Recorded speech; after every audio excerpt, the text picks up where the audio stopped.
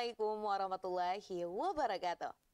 Halo pemirsa setia Sultan TV dimanapun Anda berada. Kembali lagi bersama saya Raudlo Rida, tentunya dalam dialog bincang hari ini. Pemirsa, esok Selasa 27 November 2024, seluruh masyarakat di Indonesia akan serentak memilih kepala daerah untuk tiap-tiap wilayahnya. Setelah serangkaian masa kampanye, tiba saatnya kita menikmati masa tenang. Dan tentunya masa tenang menandai berakhirnya masa kampanye Pilkada Serentak 2024. Berdasarkan peraturan KPU nomor 2 tahun 2024 tentang jadwal dan tahapan Pilkada Serentak 2024, masa tenang akan berlangsung 3 hari. Dan tentunya ini esok ya, 1 hari lagi kita akan segera memilih siapa yang akan menjadi kepala daerah yang kita inginkan, seperti itu. Lalu jelang pilkada berlangsung nih pemirsa, bagaimana kita dapat memaknai masa tenang? Saat ini di studio Sultan TV telah hadir narasumber kita, Kang Ocit Abdul Rosyid Sidik, yang merupakan Ketua Forum Diskusi dan Kajian Liberal Banten Society. Kita sapa terlebih dahulu. Assalamualaikum Kang Ocit. Waalaikumsalam warahmatullahi. Apa kabar nih Kang Ocit? Alhamdulillah baik. Alhamdulillah baik. Dan tentunya terima kasih sudah meluangkan waktunya kita berbincang nih hari ini di Sultan TV. Siap. Dan tentunya masih belum lewat ya kalau ngomongin pilkada karena belum nih ya. Jadi masih hangat-hangatnya nih. Dan tentunya ini tema kita hari ini nih Kang Ocit, ini tentang jelang pilkada, harap tenang di masa tenang. Wah, ini juga berkaitan dengan tulisan yang kemarin ditulis oleh Kang Ocit. Jadi dari judulnya aja ini udah menarik gitu. Nah, kita akan kupas di Sultan TV. Nah, tentunya Kang Ocit selaku tokoh lah ya gitu ya. Memang ini cukup aktif juga berkecimpung dalam pemilihan ya. Bagaimana menurut Kang Ocit mendefinisikan masa tenang pasca kampanye? Ya, sebelum membahas perihal masa tenang sekarang, sebagai perbandingan saya ingin menceritakan bagaimana masa tenang di zaman pemilu dulu. Oke, pemilu dulunya tuh? Dulu itu zaman Orde Baru. Oke. Nah, jadi waktu Orde Baru tahun 97 saya itu adalah pemilu pertama yang saya ikuti. Di zaman Orde Baru itu kan partai politik peserta pemilu itu ada 3. P3, Golkar, dan PDI. Nah, waktu itu ketika pemilu masuk tahapan masa tenang, itu betul-betul tenang. Jadi tenang dari aktivitas apapun. Memang masa tenang itu maksudnya adalah supaya tidak lagi ada aktivitas kampanye. Tapi di zaman Orde Baru itu tenang dari berbagai kegiatan. Misalnya begini, nggak boleh itu ada kerumunan, keramaian di masa tenang. Misalnya ada orang yang mau hajat, khitanan atau pernikahan, kan ngumpul tuh. Nah itu nggak boleh, ya. Jangankan kayak gitu, malam-malam ngumpul 4 orang buat main kartu, itu nggak boleh. Ya, jadi itu masa tenang di masa Orde Baru. Nah, kalau di masa sekarang sebetulnya nggak sampai gitu-gitu amat ya, tapi lebih kepada bagaimana seluruh elemen masyarakat di masa tenang ini sudah tidak lagi melakukan aktivitas politik khususnya kampanye. Karena kemarin 2 bulan kurang lebih mereka diberikan kesempatan untuk membujuk masyarakat, calon pemilih lewat kampanye. Jadi 2 bulan itu saya kira cukup waktu bagi mereka untuk meyakinkan para calon pemilih untuk menjatuhkan pilihan kepada mereka. Nah, karenanya 3 hari ini yang adalah masa tenang, ya sebaiknya gunakan untuk suasana tenang begitu. Jadi kalau kita lihat ternyata definisi masa tenang zaman Orde Baru dengan zaman sekarang itu berbeda ya? Berbeda, karena saya ingin menggambarkannya begini, bahwa masa tenang di zaman Orde Baru itu tidak sebebas seperti masa tenang di zaman sekarang begitu. Betul. Makna yang tersirat itu adalah berarti bahwa kehidupan berdemokrasi di zaman Orde Baru tidak seperti yang kita kenal saat ini, gitu. Tentunya segala aspek ya, Kang, dan berkaitan juga dengan politik dan apalagi ini berkaitan dengan pilkada gitu kan. Itu selalu ada improvisasi lah seperti itu dari zaman-zaman sebelumnya. Nah, menurut Kang Ocit sendiri, ini mengapa sih masa tenang ini begitu penting dan harus dilakukan? Ya, jadi begini, masa tenang itu adalah prakondisi sebelum para pemilih di hari H berbondong-bondong datang ke TPS. Sehingga diharapkan dengan adanya jeda tanpa ada aktivitas kampanye, suasananya menjadi kondusif. Nah, adapun ada beberapa orang dari peserta pemilu yang ternyata masih menggunakan masa tenang untuk kampanye, ini sebetulnya menunjukkan bahwa bukan bermakna mereka itu belum tuntas menyampaikan visi, misi, dan program kerjanya. Saya menangkapnya ini lebih kepada syahwat mereka untuk terus merawat ingatan para pemilih, sehingga tidak lupa gitu bahwa pada hari H-nya mereka itu akan menjatuhkan pilihan pada yang bersangkutan begitu. Nah, kemudian ini kan juga menjadi edukasi, Kang, untuk masyarakat juga. Karena kan kita nggak tahu, mungkin ini yang tahunya masa tenang itu mungkin hanya beberapa orang. Masyarakat yang lain mungkin ada yang belum tahu. Sebenarnya aturan yang ada di masa tenang ini harusnya seperti apa? Entah itu bagi kita masyarakat ataupun mungkin para simpatisan dari tiap-tiap pemenangan calon seperti itu. Pastinya masa tenang itu adalah masa berakhirnya kampanye pilkada. Sehingga ketika sudah masuk ke masa tenang selama 3 hari ini, kampanye itu tidak diperkenankan, tidak diperbolehkan. Termasuk bukan hanya kampanye dalam bentuk ajakan kepada pemilih untuk memilihnya, tetapi juga melakukan pembersihan alat peraga kampanye.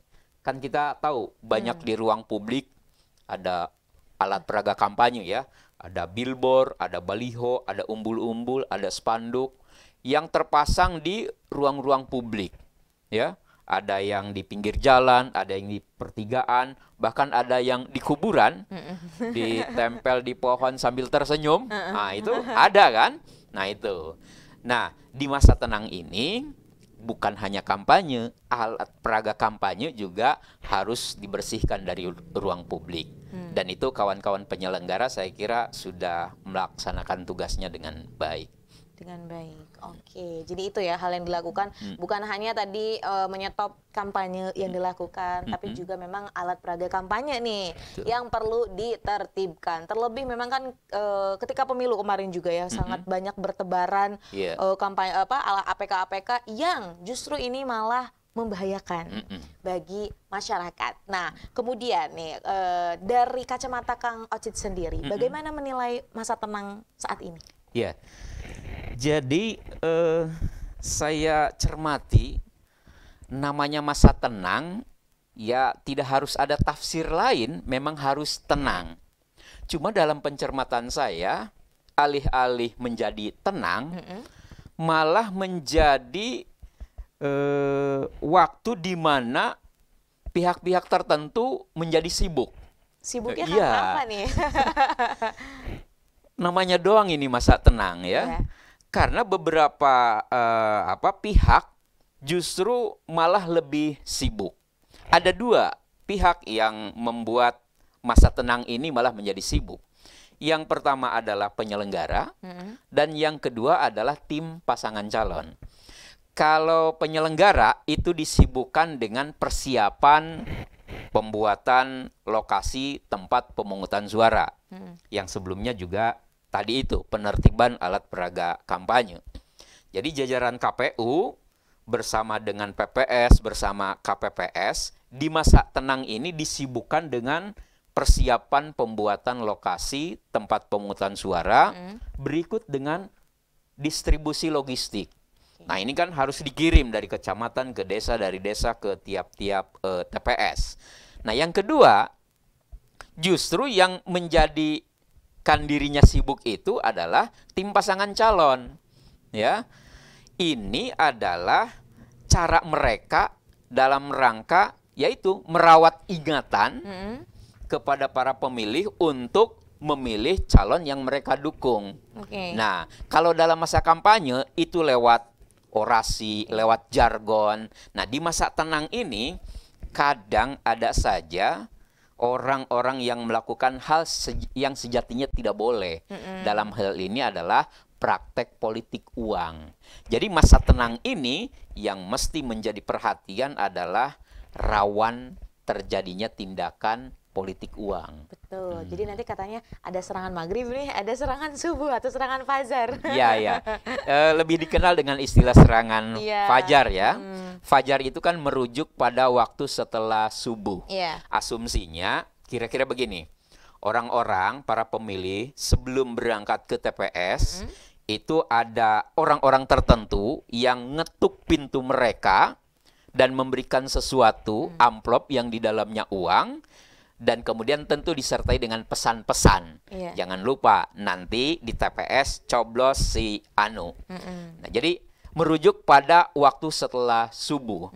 Tapi sekarang itu banyak sekali praktek politik uang dalam bentuk serangan fajar yang tidak hanya dilakukan saat fajar. Itu tadi tengah siang, menjelang maghrib, bahkan tengah malam. Serangan fajar juga itu namanya. Betul sekali. Dan ini juga akhirnya kan menjadi satu ibaratnya menjadi satu candaan. Yang sebenarnya candaan, tapi ini adalah hal serius yang harus diatasi. Karena ini menyatakan bahwa akhirnya gitu kan, politik di Indonesia ini tidak berjalan sesuai dengan yang ibaratnya versi terbaik lah. Kalau masih dibayang-bayangi dengan politik uang.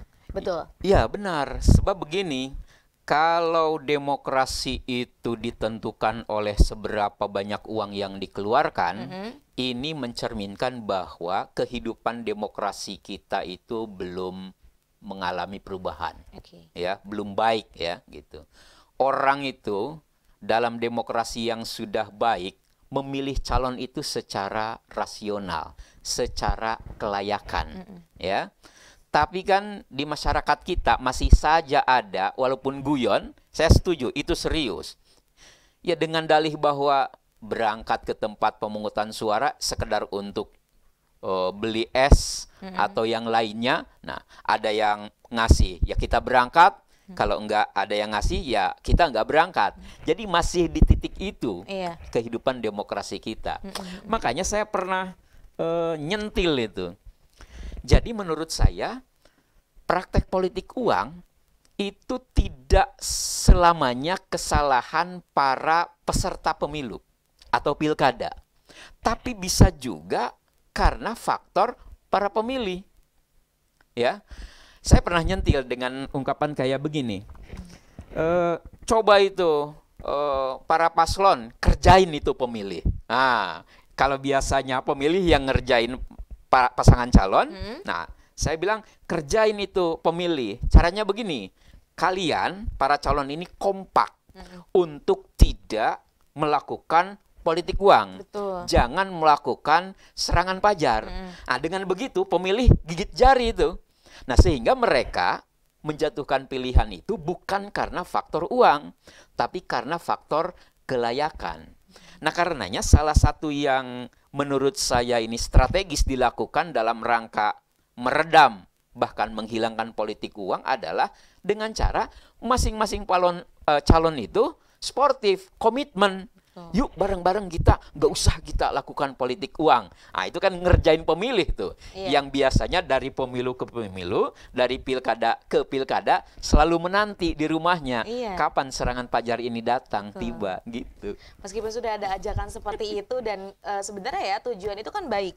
Tapi ada lagi dan lagi. Mana ada orang yang akhirnya mau kalah lah ibaratnya ya. Jadi ini juga cukup sulit gamblingnya nih kan. Iya, itu karena syahwat politik yang ingin berkuasa sehingga sebegitu tegasnya larangan tercantum dalam aturan, tapi karena syahwat tadi, maka kemudian segala cara dilakukan, termasuk politik uang itu. Betul sekali.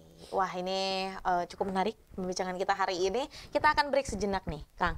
Siap. Dan kita akan kembali sesaat lagi, pemirsa. Maka dari itu jangan kemana-mana, tetap bersama kami di Bincang hari ini.